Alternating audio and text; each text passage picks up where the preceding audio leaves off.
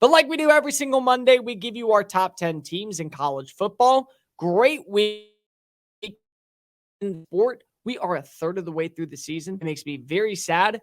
But in the same breath, at least now we kind of have a good inclination about where teams stand. So let's not waste any of your time. Michael, go ahead and start that music. Let's knock out the honorable mentions. First up, Alabama. Listen, Jalen Milroe is not perfect. The offensive line has a lot of flaws to it, but it's about how you win in critical situations. And that's exactly what the Crimson Tide did at home against Ole Miss. Found a way to put up 24 points. Milroe looked pretty decent. One touchdown pass. He ran in the touchdown as well. Jace McClellan was really good on the ground with 105 yards. They forced Jackson Dart into making a ton of mental mistakes. And there were a lot of flaws from Ole Miss's secondary that allowed Alabama to coast its way back into the winners column. They're sitting at 3-1 and now on the cusp of being a top 10 team once again. Next up, LSU. Close call, like I figured it was going to be against Arkansas. That's why I picked the Razorbacks to beat the 17-point spread. But they do have an offense that can go toe-to-toe with anybody. They did find a way to carve out a victory. They did do a great job of forcing KJ Jefferson into making mistakes. You got to watch Harold Perkins actually blitz in this game. I don't worry about LSU. I think LSU is limited this year. I don't view them as a legitimate threat to win the national title, but they still could be an 11-1 win team. I have no doubt about that. They just didn't do enough to gain top 10 status going into week 5.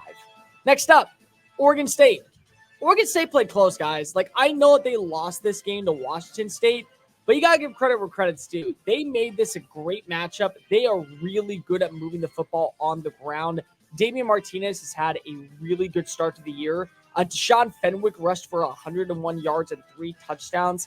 DJ Uyunglele was fine. It wasn't perfect. Defensively, there are some flaws in the secondary, but they were able to get after Cam Ward. And if they can do that, they can at least still be an upset team to monitor in the race for the Pac-12 title. Speaking of which, Washington State. Washington State is a quarterback in Cam Ward that has been wheeling and dealing all season. We just have not talked about him because that's how loaded the position is in the Pac-12. 404 passing yards, 4 touchdowns on the day, averaged 11.9 yards per throw, and found a way to keep the offense methodically moving all the way throughout the first half. The defense did allow a 21-point differential in the second half, but when you get a win, you get to be mentioned. And last but not least, my big surprise. I do not have USC ranked this week inside my top 10. It's one thing to play up to your competition, and I believe that USC offensively will do so against teams like Utah, against teams like Oregon, against teams like Washington. But it's another thing to play down to your competition, which is exactly what happened in this game, where they were unable to find continuity on the ground game. They were unable to find a way to stop Drew Pine in Arizona State from finding the end zone. I'm not going to reward you. I'm just not going to do it. I can't do it when you look that horrendously bad, especially in the second half, closing down the stretch. You get a win, but it's not really a compelling one in my opinion. Number 10, Notre Dame. Notre Dame, albeit lost a football game. They only scored 14 points. But defensively, they went toe-to-toe with one of the best teams in college football in Ohio State. Kyle McCord did not find his way into the end zone. They allowed 2 major blunders, the 62-yard touchdown run from Travion Henderson and the defensive miscues in the red zone on the final drive by not putting 11 men out on the football field. Outside of that, they look like a top 10 team. They were able to run the football well. They were able to have a decent performance from Sam Hartman. Defensively, they were able to play toe-to-toe with Ohio State's potent offense. And to me, they still look like a team that can control their own destiny. They need a little bit of help along the way, but they are still a legitimate factor to be a dark horse to make it to the college football playoff. Number 9, Utah. Utah does not have a starting quarterback, yet they're 4-0. That should tell you all you need to know. This is a top 15 defense in college football. They have been able to vitalize and vitalize having guys like Nate Johnson and Bryson Barnes kind of take control of the passing attack. Javon Glover had a decent day on the ground. He averaged 4.3 yards per play. They got after Dante Moore. They forced 3 turnovers in this game. And Kyle Whittingham, once again, knows how to play under pressure. He has not ever faltered. He's never wavered. He's never once thought that this team was going to fall apart. And they're sitting undefeated going into yet another conference game against Oregon State this weekend. Maybe they'll get back Cam Rising. He plays, you're in for a rude awakening up in Salt Lake City. Number 8, Oregon. Oregon was always going to win this football game, people. Hate to break it to you. I know Colorado was the highlight name, but they were always going to win this football game. Bo Nix threw for over 275 yards. He had 3 touchdown passes on the day. You also had Bucky Irving rush for 8.9 yards per carry. The defense did a phenomenal job of eliminating big-time shots downfield by Shedeur Sanders. He only had 1 touchdown pass and 159 total yards. Oregon means business. They can play offensively up to everyone's standard. Defensively, they can hold their own against high-powered teams. There's a reason to be buying in stock on the Ducks going forward as a legitimate threat to make it to the college football playoff. Number 7, Penn State. This was a beatdown. I know the score says 31-0. Guys, do not follow the stat line. Follow what you saw with your eyes. Drew Aller was phenomenal in this game. 166 passing yards, 4 touchdowns. Katron Allen and Nick Singleton, they weren't great, but they still were able to combine for over 115 rushing yards. You also saw great performances from Kendre Lambert-Smith, Theo Johnson, Trey Potts, Tyler Warren, Khalil Davis. Oh, I might also mention this defense. They allowed the passing attack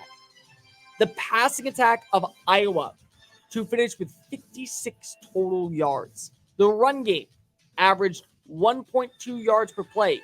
As an entire offense, Iowa finished with less than 100 yards on the day. That's not going to cut it. That's not going to cut it. And you know what? Penn State, they're showing they can hang with the big boys. Number 6, I got to drop you. I hate to do this to you, but Michigan.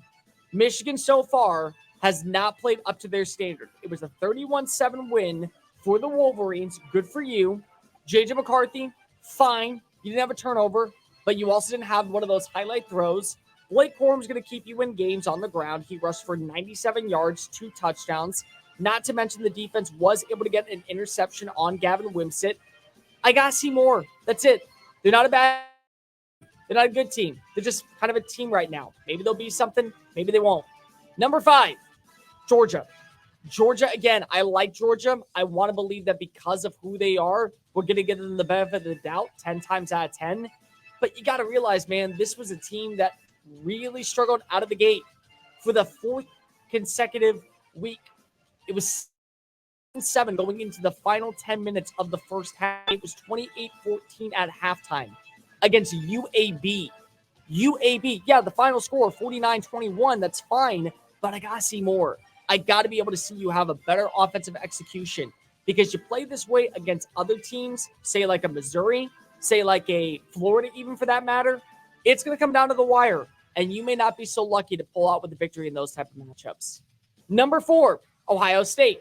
I told you, once Ohio State gets that signature win, I'll put them inside of my top 10. Guess what? They got that signature win. They played well defensively. They showed that they could run the football. You figured out that you at least have a quarterback you can believe in Kyle McCord, and they still have weapons. Weapons that probably should have found the end zone, but were handcuffed by pretty good defensive play, I would say, from Notre Dame's perspective. Overall, very good showing from the Buckeyes on the road. Definitely need this win. Number 3, Texas. This was a beatdown. This is the type of game that you want to see for the Longhorns, playing up to their standard, not down to Baylor's. Jonathan Brooks rushed for 100 yards. He had 3 total touchdowns from Quinn Ewers. Xavier Worthy looked really good. Jatavion Sanders looked really good. And the defense forced 2 turnovers. So pretty good day on the office in Waco. Number 2, Florida State. Florida State is the 2 most impressive wins on the year, a road win against Clemson, and of course the game in Orlando against the likes of LSU. Jordan Travis wasn't perfect, but he got the job done. And this Florida State team looks pretty damn good. But number 1, surprise, surprise, it's the Washington Huskies. Guys, Michael Penix Jr. is the Heisman frontrunner. They are dominant on offense, and they show that they can go toe-to-toe with anybody defensively. My new number 1 team. Hey, guys, thank you so much for watching that video. Don't hit the X button yet. Make sure you hit subscribe to keep up with all of our daily content found on Just Saying It and anything else that we post on this channel. Bye.